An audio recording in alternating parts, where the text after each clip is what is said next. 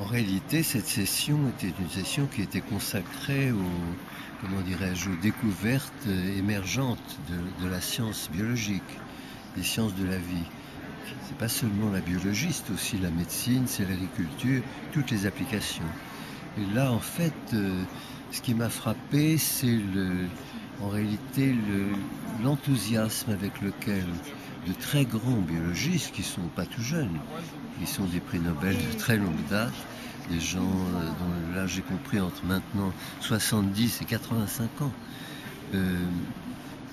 continuent à être les champions d'une cause, selon laquelle il faut que la science avance pour pouvoir évidemment développer non seulement les connaissances, mais faire réaliser des progrès au niveau mondial.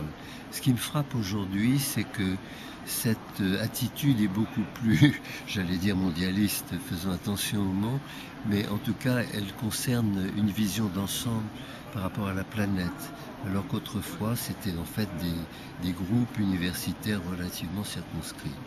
Alors, ce qu'on a entendu, c'était tout de même tout à fait passionnant, parce que on a vu que aujourd'hui, on peut disséquer les mécanismes les plus intimes du fonctionnement des cellules, y compris au niveau des cellules cancéreuses, par exemple. Parce que tout ce qui a été dit ici s'applique aujourd'hui à la recherche sur le cancer. À partir du moment où on peut voir quelles sont ce qu'on appelle les dérégulations cellulaires, on a des chances de pouvoir aborder alors par de nouvelles approches les questions de pharmacologie du cancer. Alors, pour autant, ça demande toujours beaucoup de temps, mais tout de même.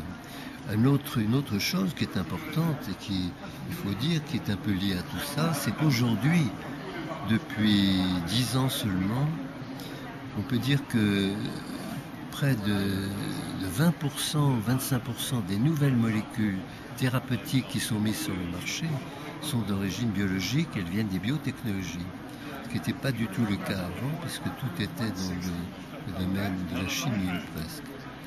Voilà en fait ce qui me frappe.